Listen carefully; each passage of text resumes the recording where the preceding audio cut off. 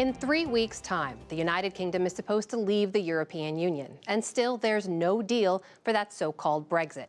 A major sticking point, the fate of the border between Northern Ireland, which is part of the UK, and the Republic of Ireland, an independent nation that will remain part of the EU. How that border matter is resolved could also have major implications for the peace forged 21 years ago that ended the deadly uprising in Northern Ireland. Special correspondent Jane Ferguson was born and raised in Northern Ireland and returned there to examine these tense and fraught times. As the sun rises over this corner of Ireland, first light bathes an invisible frontier. It touches Carlingford Lough, just south of the border, and reaches across to the hills of South Armagh in the north. It's a peaceful place, but this rugged, beautiful land, straddling two nations, has a violent history. It was here that the deadliest branch of the Irish Republican Army, or IRA, battled British rule for some 30 years, beginning in the late 1960s. These fields and lanes became so dangerous for British troops they could only deploy here safely by helicopter. The Troubles, as they were called, transformed this tranquil place into a war zone. As a young girl growing up just outside the small village of Market Hill in Northern Ireland, I watched how the violence of that time affected everyone. It's amazing for me to think of what was normal life back then in Northern Ireland in the 1980s and 1990s. When I was just a kid here in my local village, the police station was attacked. It's just that compound over there. It was attacked by the IRA, and while that attack was taking place, I was in kindergarten in the local village school here behind me. Myself and my classmates were all evacuated. But back then, normal life involved the threat of attacks and bombings and killings. Protestant communities were mostly unionist, wanting Northern Ireland to remain a part of the United Kingdom. Catholic communities were Irish nationalist for the most part, wanting all of Ireland to be united, free from British rule. More than 3,500 people died during the Troubles, half of them civilians. In 1998, armed groups and politicians agreed to finally make peace and signed an historic treaty called the Good Friday Agreement that effectively ended Northern Ireland's bloody sectarian conflict. 20 years later, and that peace has brought stability. As long as both the Republic of Ireland and Britain were members of the same European Union, there was no need for a militarized border, and sectarian tensions between Protestants and Catholics eased. Now, the political fight over Brexit, Britain's exit from the European Union, is threatening that precious harmony.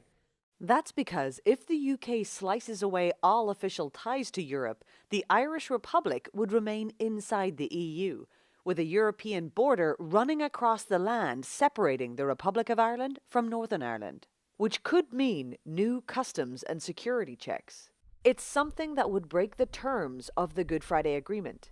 That's already reigniting old tensions. One of the things the 98 agreement did was it ended violence, obviously, but it also made it possible to be British or to be Irish, not to be loyal or disloyal in Northern Ireland. Professor Margaret O'Callaghan teaches Irish history at Queen's University in Belfast. Nobody envisaged when the 98 agreement was put in place that there would be a situation in which Britain would be outside the EU and Ireland would be in the EU. So this throws up all kinds of problems nobody had anticipated. During the Troubles in Northern Ireland, British border posts were viewed as provocative by Irish nationalists. With identity politics, nearly everything becomes political. That's why peace only came after the border was made less visible. It's still here, but you would hardly know it. One potential solution to the border issue is being called the backstop. That would mean leaving Northern Ireland inside the EU economic zone, even though the rest of Britain would be outside. The customs border would be an invisible line across the Irish Sea, giving Northern Ireland a somewhat economic special status. It's a solution that is rejected by unionists. It removed us from the United Kingdom. Once you start to break those ties between Northern Ireland and the rest of the United Kingdom, it's the start of a process then, and it's a process that we don't want to be part of. In Northern Ireland, many people earn a living through farming, like my family. I grew up on this farm in County Armagh, and I returned here just as the deadline for making a deal with Europe grows near. If trade agreements are severed with a hostile Brexit, farmers here, like my father, will find themselves subject to tariffs on their goods being sold to Europe. My father is also the president of the Farmers' Union in Northern Ireland. He says around half of all lamb meat from Northern Ireland crosses the border into the Republic of Ireland and ends up in France. Our lambs leaving Northern Ireland and going to Southern Ireland would pay a tariff of about 35 to 40 pounds sterling per lamb. And that would mean that, farming just wouldn't stand that. Another fear is new imports from other countries like the US. Free from European regulations on how animals are raised and cared for, farmers here could find themselves undercut in price by foreign goods. The EU has quite strict standards, so they don't want American beef because it's full of hormones. The chicken is washed with chlorine, so they don't want that. They won't allow that in. So that's the thing we're concerned about as well. If the UK decided to drop the standards, then that would be a major difficulty for us. Democratic Unionist Party campaigned for Brexit.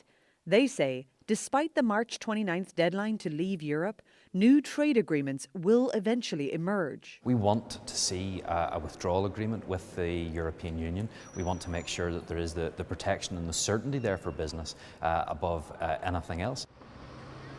For Unionists, however, there is another concern.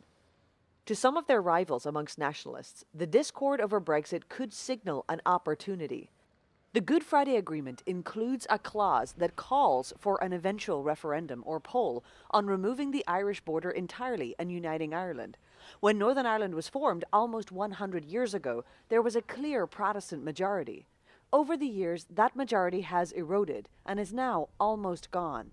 So far, no one has wanted to risk the delicate peace in Northern Ireland since the Good Friday Agreement by calling for a unity referendum.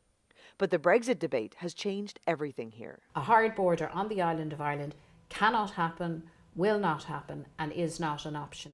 Mary Lou MacDonald is the president of Sinn Féin, traditionally seen as the political wing of the IRA. If the British government insists on a reckless course of action that brings a difficulty to the Good Friday Agreement and causes a hardening of the border, in those circumstances, the only democratically correct thing that they can do is put the issue of the border itself to the people. Allow the people to have their say in a referendum, in a border poll. After all, on a united Ireland. Absolutely. A hard border in Northern Ireland would almost certainly reignite anger. But for now, the likelihood of an outright insurgency again is low. There's been a lot said in the press about how there's a risk of returning to the kind of violence we saw here in the 70s, 80s, and 90s. Is that realistic? No, I don't think that is realistic at all. I don't see a return to that kind of violence. Post 9/11, we live in a different kind of world. That doesn't mean sporadic violence, less organized, would not be possible. I think it would be a very foolish and a very reckless person that would gamble at all on stability, that would gamble in any way, however small, would take any chance with the peace that we have built. The memories of violence and loss, however, are still sharp, and Northern Ireland's people know they have much at stake in the coming months, hoping their hard-won peace here can withstand the changing world around them. For the PBS NewsHour, I'm Jane Ferguson in Belfast, Northern Ireland.